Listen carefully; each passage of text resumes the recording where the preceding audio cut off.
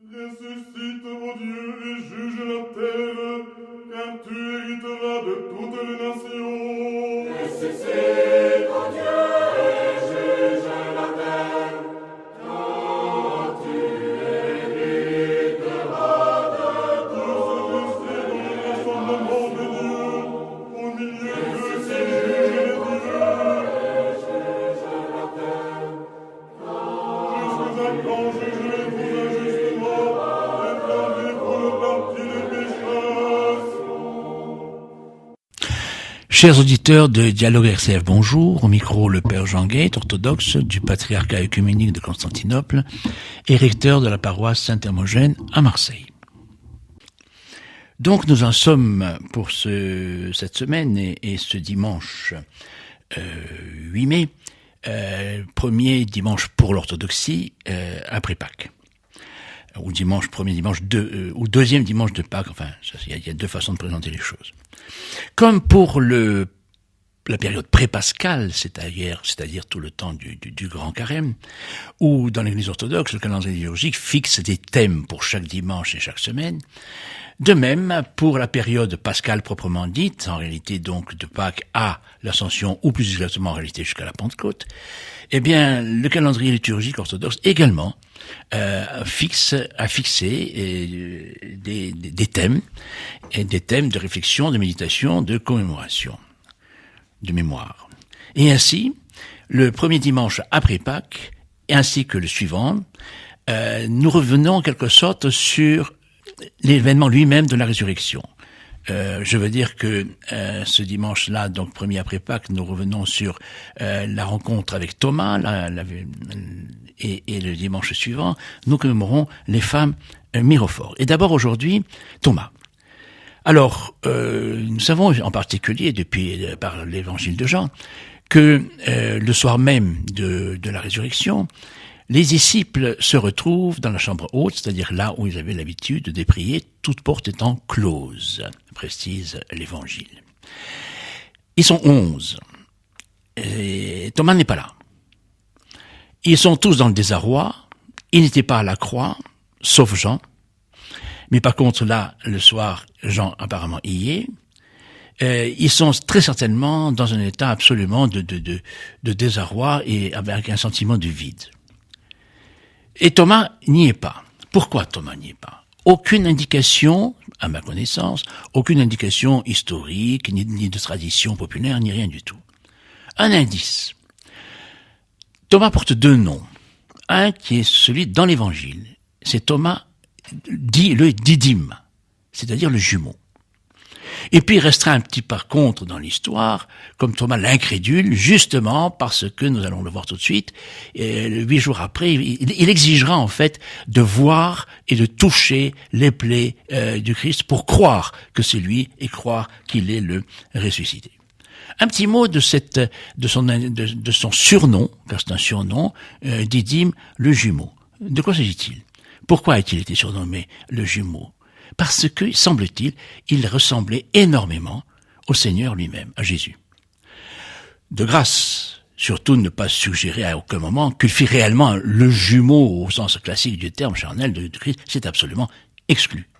Mais bon, il y avait, semble-t-il, une ressemblance extérieure qui peut-être avait sur Thomas un effet lui-même un petit peu mystérieux qui le perturbait. Toujours est-il qu'il n'est pas exclu qu'il fût particulièrement complètement perdu devant les événements qui viennent de se dérouler, c'est-à-dire la crucifixion.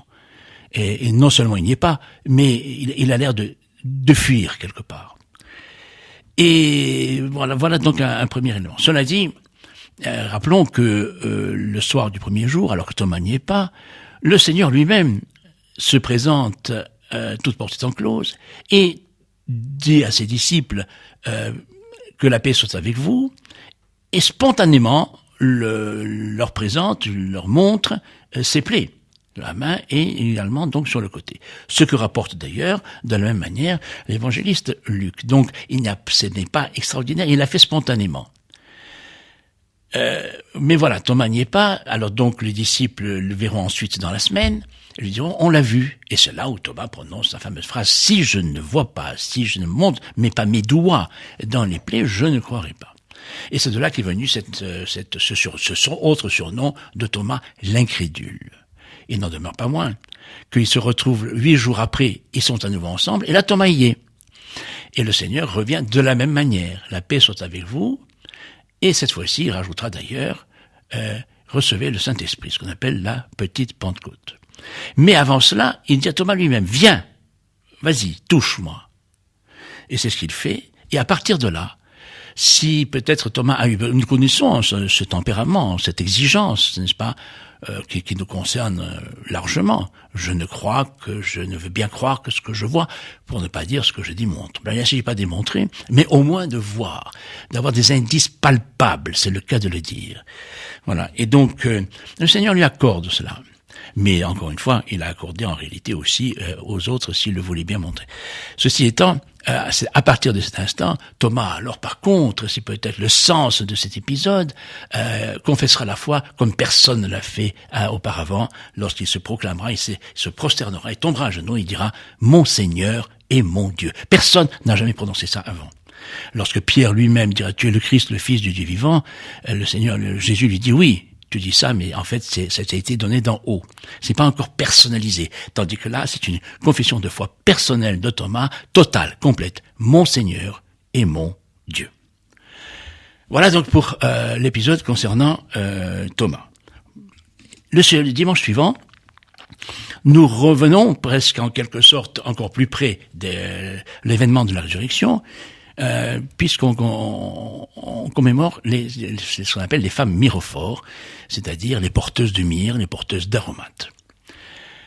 Pourquoi tout particulièrement? Parce que, à la croix, tous les disciples sont dispersés, sauf Jean, on l'a rappelé tout à l'heure.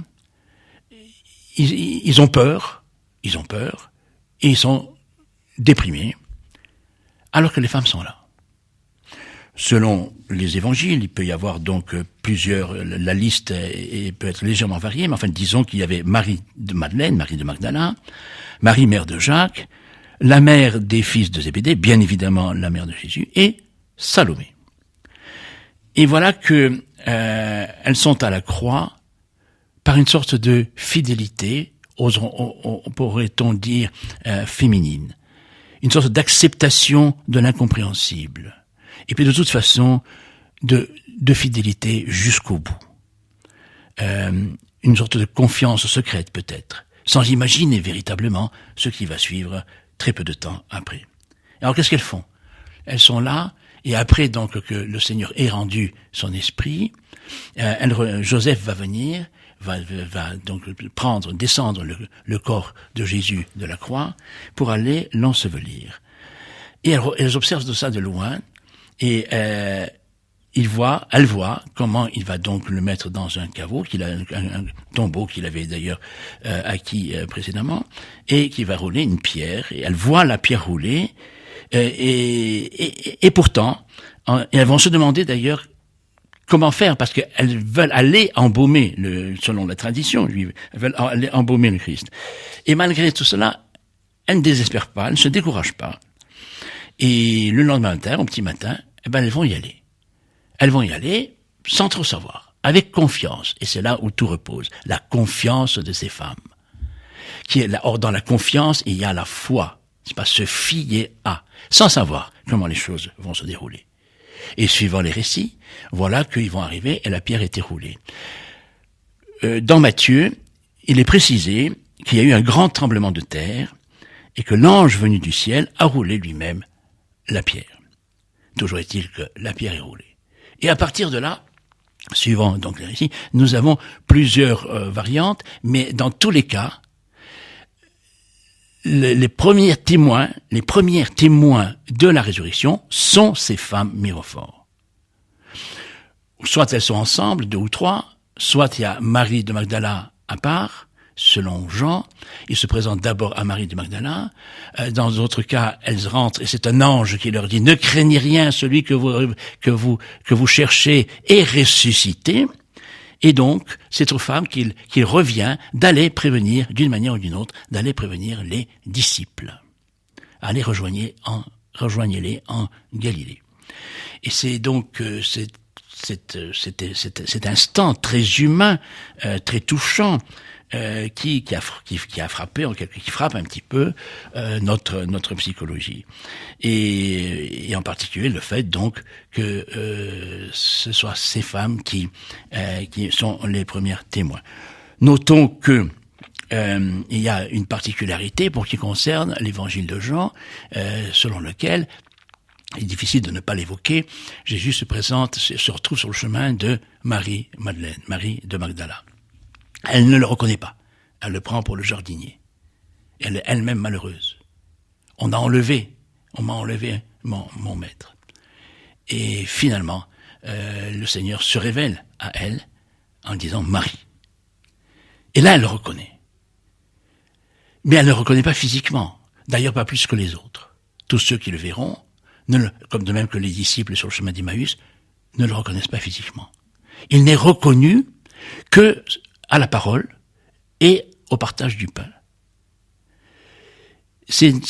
Alors du coup, c'est un peu inaccessible. Ça dépasse l'entendement. Le Christ ressuscité, qui était déjà tout puissant avant, il a ressuscité d'autres. Il a ressuscité Lazare. Il a guéri combien de monde. Il avait la toute puissance. Et pourtant, le ressuscité est dans un corps de gloire physique. Il a la marque des clous puisqu'il les montre. La marque des plaies. Il continue à partager le repas avec eux. Mais physiquement, ils ne le reconnaissent pas. Cela nous dépasse un petit peu notre entendement.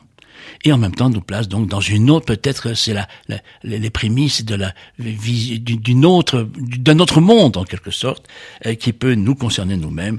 Que serons-nous, comment serons-nous lorsque nous ressusciterons avec le Christ lors du second et glorieux avènement. Soyons confiants comme ces épouses, comme ces femmes mirophores, mais qui en quelque sorte sont les épouses du Seigneur, et soyons nous tous aussi confiantes qu'elles, et croyons que le Seigneur est vraiment ressuscité. Christ est ressuscité.